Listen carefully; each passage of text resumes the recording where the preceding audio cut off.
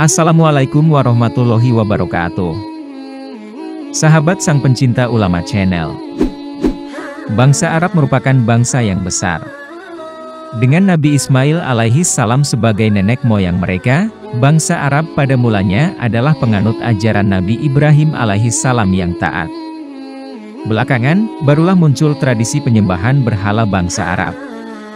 Padahal sebelumnya, mereka mengamalkan ajaran Hanafiyah al-Samha, sesuai tuntunan Nabi Ibrahim alaihissalam, dan mengesahkan, serta menyembah hanya kepada Allah sebagai Tuhan secara mutlak. Karena pada hakikatnya, agama Islam merupakan perpanjangan tangan dari ajaran Nabi Ibrahim alaihissalam. Allah Ta'ala berfirman, "Katakanlah Muhammad, Maha benar Allah, maka ikutilah agama Ibrahim yang hanif, dia tidaklah termasuk orang-orang yang menyekutukan Allah." Quran Surat Al-Imran ayat 95. Sampai kemudian, seiring berjalannya waktu, mereka mulai mencampur adukan ajaran yang ada dengan kebatilan, syirik, dan serta akhlak-akhlak yang buruk, yang mereka peroleh dari bangsa sekitarnya, sehingga, nisbat jahiliyah, atau umat yang bodoh melekat pada mereka. Lantas, bagaimana sejarah penyembahan berhala bangsa Arab jahiliyah? Mau tahu jawabannya? Simak ulasannya dengan menonton video ini hingga akhir. Namun, sebelum lanjut, agar channel ini bisa menjadi lebih berkembang lagi, dalam menebar kemanfaatan dan juga kebaikan, dengan kerendahan hati, saya ingin mengajak Anda untuk terus mendukung channel ini dengan cara, tekan tombol like, subscribe dan aktifkan notifikasinya, serta berkomentarlah dengan bijak. Terima kasih. Asal mula penyembahan berhala bangsa Arab. Para sejarawan muslim sepakat bahwa, orang yang pertama kali membawa kesyirikan dan penyembahan berhala ialah, Amr bin Luhai, pemimpin Khuza'ah. Mulanya, Amr bin Luhai merupakan orang yang terpandang, memiliki attitude baik, sering bersedekah, dan giat beribadah, sehingga, banyak masyarakat Arab menyukainya, dan mendekatinya dengan prasangka ia termasuk dari kalangan ulama. Kemudian, ketika Amr bin Luhai pergi dari Mekah menuju Syam, ia melihat sekelompok orang yang menyembah berhala. Ia menyangka baik penyembahan berhala tersebut, salah satunya karena Syam merupakan tempat para rasul dan kitab. Amr membawa berhala yang bernama Hubal ke Mekah dan meletakkannya di dalam Ka'bah.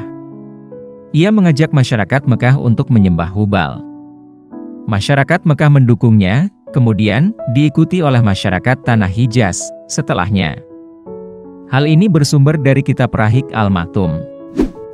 Sedangkan menurut riwayat Ibnu Hisham, yang dikutip Syekh Muhammad Ramadan Al-Buti, dalam kitabnya, Fikih Sirah berkata demikian.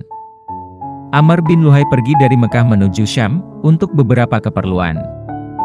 Ketika ia sampai ke daerah Ma'ab dari tanah Al-Balka, pada saat itu, terdapat anak keturunan Amlak. Ada juga yang mengatakan, Amlik bin Laud, bin Sem, bin Nuh. Amr melihat mereka menyembah berhala. Amr berkata kepada mereka, "Berhala apa ini yang kalian sembah?" "Ini adalah berhala yang kami sembah, karena ketika kami meminta hujan, mereka menurunkan hujan untuk kami, dan ketika kami meminta pertolongan, mereka menolong kami," jawab mereka.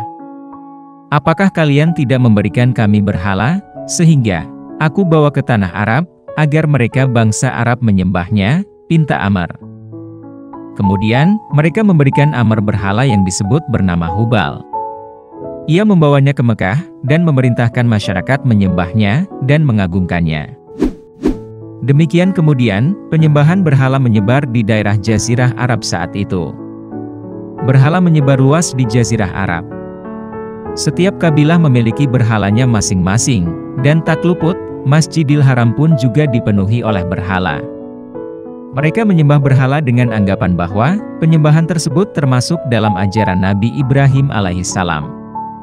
Sampai kemudian, Nabi Muhammad SAW dan syariat Islam datang membawa kembali ajaran agama yang sebelumnya ditinggalkan itu, bahkan dengan syariat yang lebih sempurna dari syariat sebelumnya. Sahabat sang pencinta ulama channel, pemikiran syirik dan penyembahan berhala yang tumbuh berkembang pada bangsa Arab saat itu, pada hakikatnya berasal daripada ketika mereka melihat para malaikat, rasul, nabi, dan hamba-hamba Allah yang syolih dari para wali, orang-orang yang bertakwa, dan melakukan amal baik, merupakan makhluk yang dekat, dan memiliki kedudukan tinggi di sisinya. Sehingga kemudian, bangsa Arab saat itu menjadikan mereka sebagai perantara untuk mendekatkan diri kepada Allah, dengan cara membuat patung-patung yang mereka bayangkan seenaknya. Mereka menyembahnya, dan menjadikannya sekutu bagi Allah.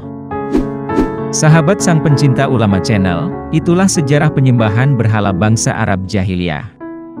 Semoga kita senantiasa berada dalam lindungan dan bimbingan Allah Subhanahu wa Ta'ala. Amin ya Robbal Alamin.